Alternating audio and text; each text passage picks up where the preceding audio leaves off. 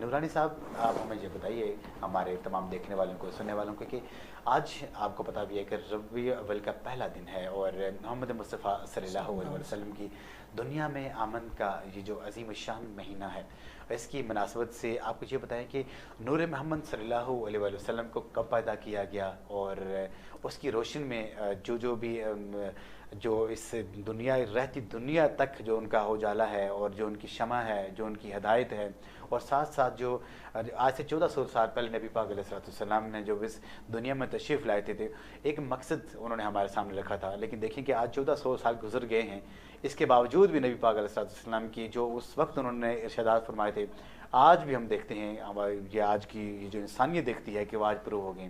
کیا کہیں گے نور محمد مصطفیٰ صلی اللہ علیہ وسلم کے بارے میں؟ بسم اللہ الرحمن الرحیم. سب سے پہلے تو محترم جناب اعجاز بشیر صاحب، آپ کا بہت شکریہ. آپ نے اپنے پروگرام میں انوائٹ کیا.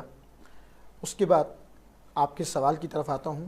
قرآن مجید فرقان حمید میں اللہ تعالیٰ نے ارشاد فرمایا قد جاءکم من اللہ نور، کہ تمہارے پاس اللہ کی طرف سے نور آ گیا.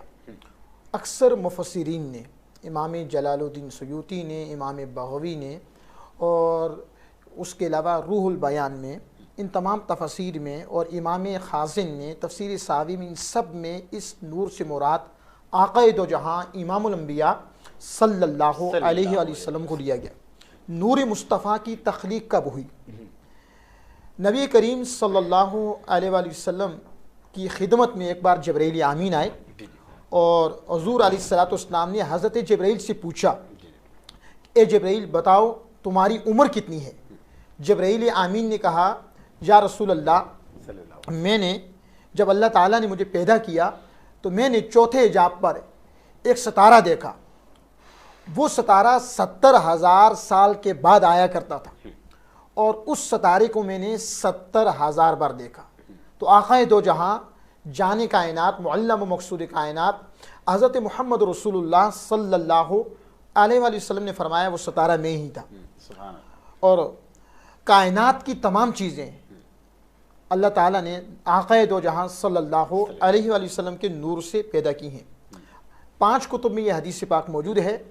حضرت جابر بن عبداللہ رضی اللہ عنہما روایت کرتے ہیں کہ میں نے آقا دو جہاں صلی اللہ علیہ وآلہ وسلم کی خدمت میں عرض کیا، قال قلت یا رسول اللہ بی ابی انت و امی، یا رسول اللہ میرے ماں باپ آپ پہ قربان، اخبرنی عن اول شیء خلقہ اللہ تعالی قبل الاشیاء، مجھے آپ یہ بتائیں، اس بارے میں خبر دیں کہ اللہ تعالیٰ نے کائنات میں سب سے پہلے کس چیز کو پیدا کیا. تو رسول اللہ صلی اللہ علیہ وآلہ وسلم نے فرمایا، قال یا جابر و جابر ان اللہ تعالی قد خلق قبل الاشیاء نور نبیک من نورہ، اللہ تعالیٰ نے کائنات میں سب سے پہلے تیرے نبی کے نور کو اپنے نور کے فیض سے پیدا کیا. اور جس وقت اللہ تعالیٰ نے نور مصطفیٰ کو پیدا کیا، حضور نے فرمایا اس کے بعد فلما اراد اللہ تعالیٰ، اللہ کی منشا نے جہاں چاہ، اللہ نے جہاں چاہ وہ نور مصطفیٰ سیر کرتا رہا. اور جب اللہ تعالیٰ نے مخلوق کو پیدا کرنے کا ارادہ کیا، اس سے پہلے ایک بات عرض کر دوں، جب اللہ تعالیٰ نے نور مصطفیٰ کو پیدا کیا، حضور نے فرمایا وَلَمْ يَكُنْ فِي ذَلِكَ الْوَقْتِ، اس وقت لوح ولا قلم ولا شمس ولا قمر ولا انسی ولا جنی ولا جنت ولا نار. اس وقت جنت بھی نہیں تھی، دوزخ بھی نہیں تھی، کوئی آسمان بھی نہیں تھا، کوئی زمین بھی نہیں تھی، کوئی انسان، کوئی جن، کوئی فرشتہ، کچھ بھی نہیں تھا، لیکن رسول اللہ صلی اللہ علیہ وآلہ وسلم کا نور موجود تھا.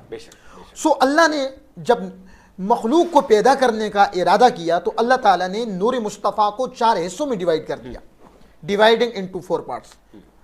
اور فخلق من الجزء الاول القلم، نور مصطفیٰ کو جب اللہ نے 4 حصوں میں تقسیم کیا، اس کے جزء اول سے اللہ تعالیٰ نے قلم کو بنایا.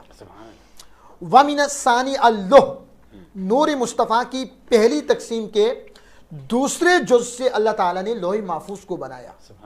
ومن الثالث العرش، نور مصطفیٰ کی پہلی تقسیم کے تیسرے حصے سے اللہ تعالیٰ نے عرش کو بنایا.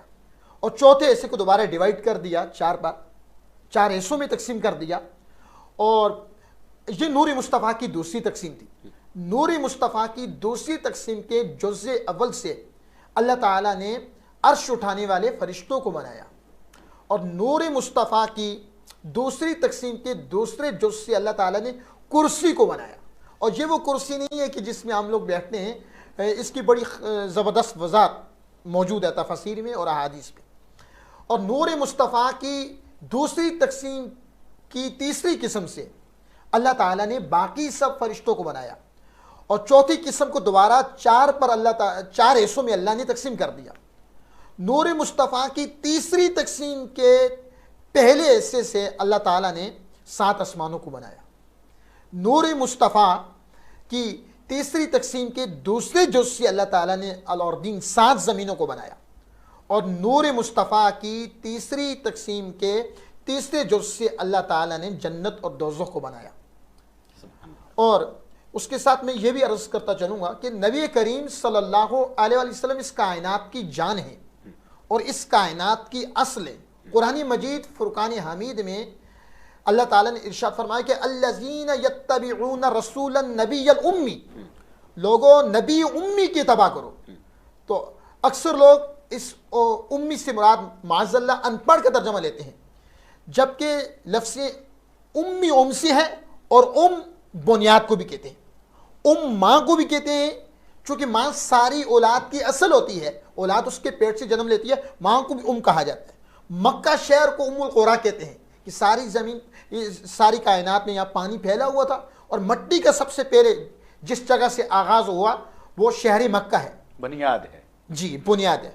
اور اسی طرح الکتاب لوح محفوظ کو کہا جاتا ہے, اور سورہ فاتحہ کو بھی الکتاب کہتے ہیں, چونکہ قرآن مجید فرقان حمید سے اس کا آغاز ہو رہا ہے. جس چیز سے جس کا آغاز ہو رہا ہو تو اس کو بھی کہا جاتا ہے. تو قرآن مجید فرقان حمید کی یہ آیہ بینہ یہ بتا رہی ہے کہ الذین یتبعون الرسول النبی الامی, لوگوں اس نبی کی اتباع کرو جو ساری کائنات کی اصل ہے اور ساری کائنات کی بنیاد ہے. اور قرآن مجید فرقان حمید کی دیگر آیات بینات سے اس کی تائید بھی ہو رہی ہے.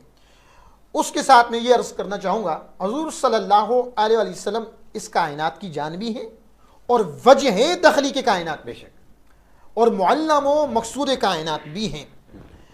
نبی کریم صلی اللہ علیہ وسلم وجہ تخلیق کائنات کیسے؟ اللہ تعالیٰ نے جب سیدنا آدم علیہ السلام کو پیدا کیا ان کی کونیت ابو البشر بھی رکھی اور ابو محمد بھی رکھی. حضرت آدم علیہ السلام نے اللہ کی بارگاہ میں عرض کیا, اللہ تو نے میری کونیت ابو محمد کیوں رکھی ہے؟ تو اللہ تعالیٰ نے جواب دیا اے آدم, آپ ذرا عرش کو دیکھو. حضرت سیدنا آدم علیہ السلام نے اللہ کی عرش پر نور مصطفیٰ چھایا ہوا دیکھا. جی جی. تو پوچھا یا اللہ یہ کیسا نور ہے؟